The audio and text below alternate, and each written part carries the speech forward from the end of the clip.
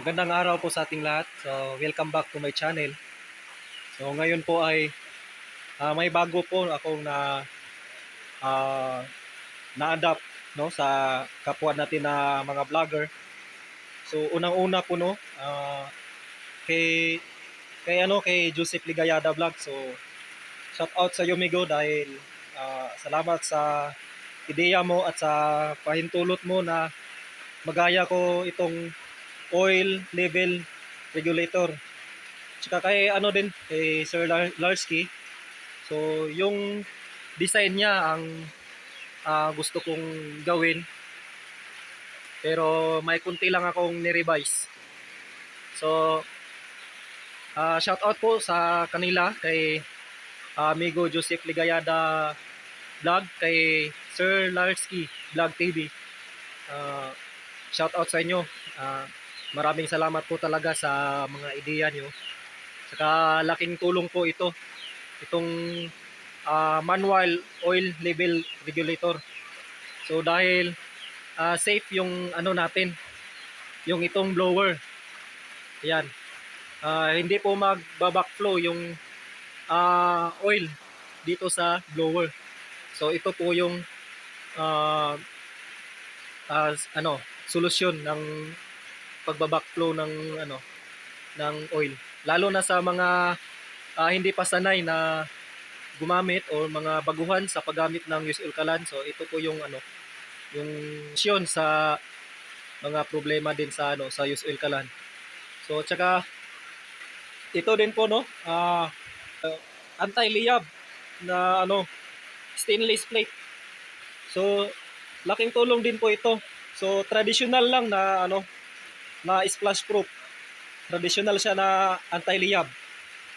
Ayan po. So kapag na umapo na yung tubig, dito na lang lalabas. Yan, dito na lang dadaan yung tubig, hindi na didiretso doon sa chamber. So laking tulong din po. Tsaka sa kanila din ito na natutunan ko kay Joseph Ligayada Vlog at saka kay Sir Larsky. So ito kasi hindi na komplikado dahil hindi lang sa madali na gawin, madali din siya linisan kasi parang dati lang na na use oil kalan. So ngayon po ay magde-demo po ako, magpapaapoy ako, try kong ito magpaapaw ng oil dito, tapos papaapaw din ng tubig. So kaya ito medyo hinabaan ko kasi kapag nagpaapaw ka ng tubig, hindi matapunan ng tubig. So nandito lang siya, medyo malayo siya. So ayan po yung yung naisipan ko na gawin. So ayan po. So ito naman po ay open lang siya, open. Ayan po, open lang po siya. So ayan po. Ayan po, open po siya, wala pong nakalagay na steel wool. Ayan po. So bali ang naisipan ko kasi, ayan lang, parang ganito din yung daanan ng oil. So may pondo siya. Kapag lalagpas na yung yung pondo niya dito, kusang lalabas na yan. Pero hindi na po tawag dito, hindi na po yan magba-backflow sa daanan ng blower. Daanan ng hangin dito sa blower. Yan. So hindi naman po sa nagkukupitin siya ako. So pinabaan ko tapos wala nang steel wool. So hindi naman sa nakikupitin siya ako sa kanila na lagyan ng steel wool. Okay pa rin 'yun. Okay 'yun. Okay 'yun kasi natuklasan nila 'yun eh. So ito na lang yung yung naisip ko. Wala naman po tayong intensyon na manira o makipagkupitin siya, basta share ko lang yung ano, yung nalalaman ko, yung ideya ko. So yan po, iti-testing ko na yung ano, yung pagpaapoy nito, magpaapaw at saka magpasobra ng oil. So yun po.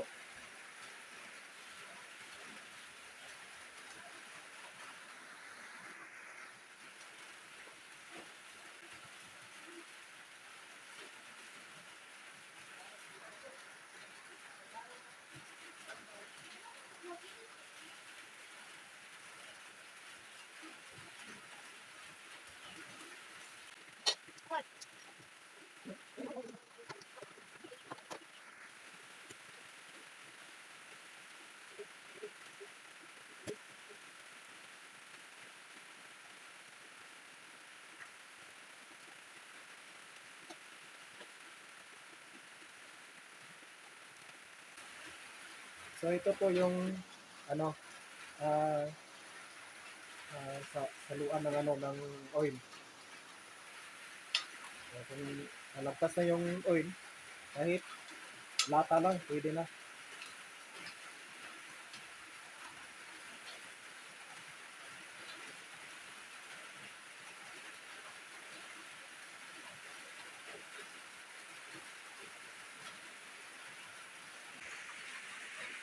Ito po yung manual oil regulator. Kailangan po may pundo yan para hindi uusok ito kapag umaapoy na yung chamber. So, diretso ko na lagyan.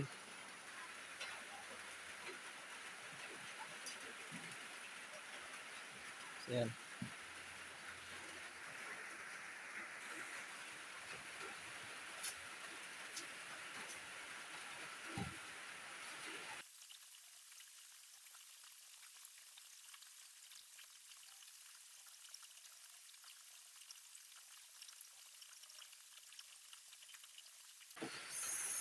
So, habang napapreheat po, shout out po sa mga kasamahan natin gumagawa ng Miss Ikalan. So, una no, shout out muli kay Migo Joseph Gayada Vlog, kay Sir Larsky na TV, kay Boy Bakal TV, kay Mang Atong, kay Samsung TV, kay Kasinit Vlogger, kay AD Metalworks, at kay marami pang iba, hindi pa yun. Everdiso, so shout out. Lahat-lahat na. So, hindi ko na maano, yung iba. Ay, kay ano pala, kay Migo Jijali TV. So, shout out din sa'yo. Kay Jaime D Vlog. Shout out sa'yo. Bro, shout out sa'yo bro.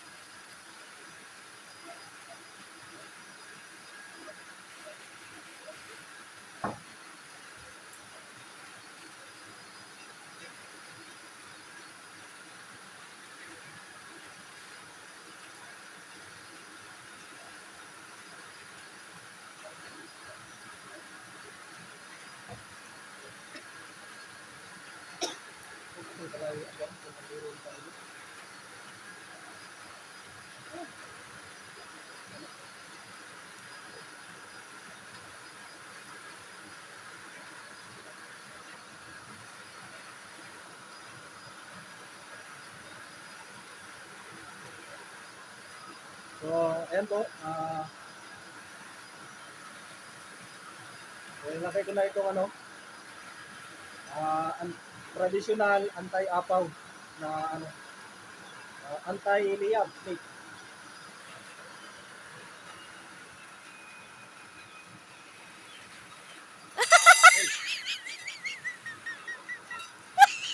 Medyo, maiksi siya. Dito muna yung nilalagay ko para ah, hindi matapon yung isasalang, hindi matatapon yung tubig.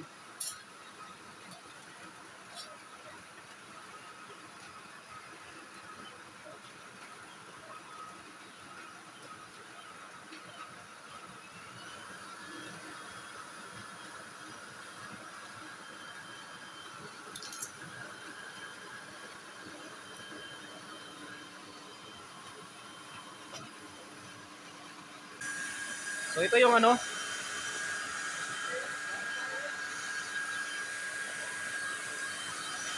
yan po. Ah,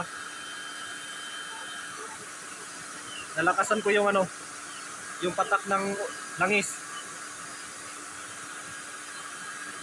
So yan, tinudo ko na.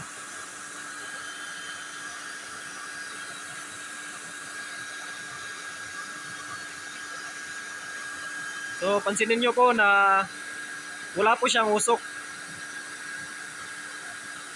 Yan, hindi po siya muusok.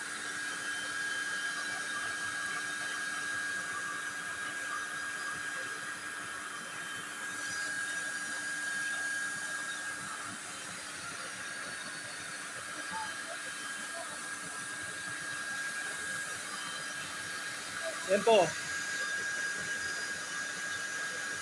Yung usok niya, siyempre medyo mainit yung langis galing sa chamber. So, ang technique po dyan, dagdagan po natin ng langis na hindi pa mainit. So, yun din ang technique ni Sir Larsky. So, yan, pahinaan na po natin yung So, epektibo po yung itong oil oil level regulator.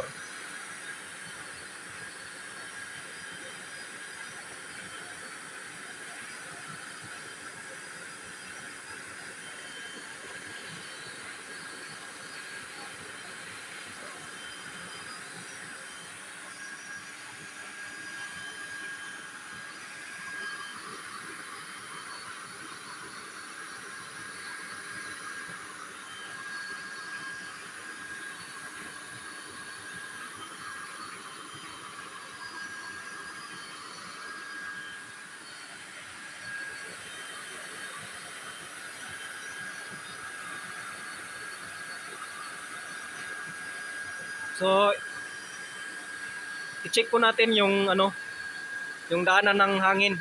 Kung may langis ba na natin yan mamaya.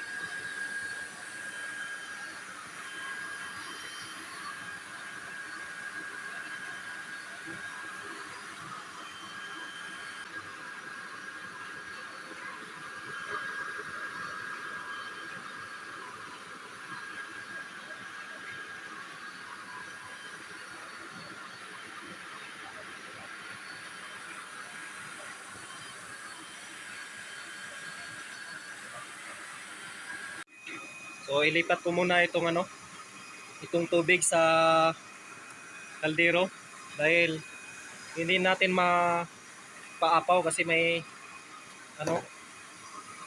hanggang dito lang siya sa bunganga niya. So hindi talagang yung aapaw. So ilipat ko dito sa kaldero.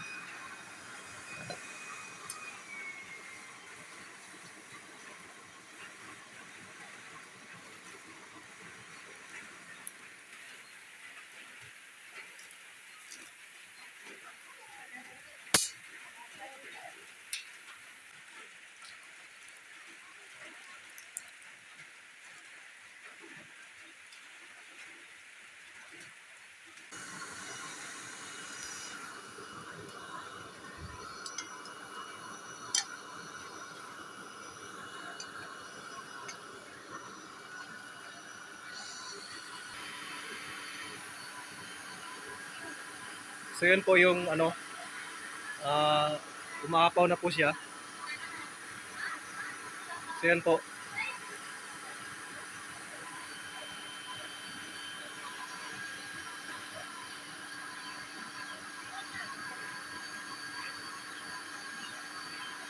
So kahit kahit lagyan ng plate. So hindi pa rin nagbabago yung apoy niya, yung kulo ng tubig niya. So okay na po kahit traditional splash proof lang, yung plate lang ang ilagay.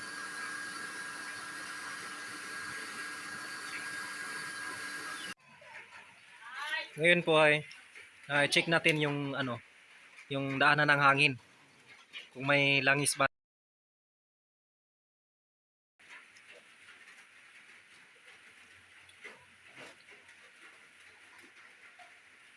So wala po, no, kita po natin na wala po siyang wala pong langis na nag-backflow. Ibig sabihin po ay epektibo po ang nagawa kong manual oil level regulator. So, ayan po, hanggang dito na lang po yung aking video. So, maraming salamat po sa lahat sa inyong panonood. At yun po, paki-subscribe po ng aking channel. So, hanggang dito na lang po. Maraming salamat. So, God bless us all.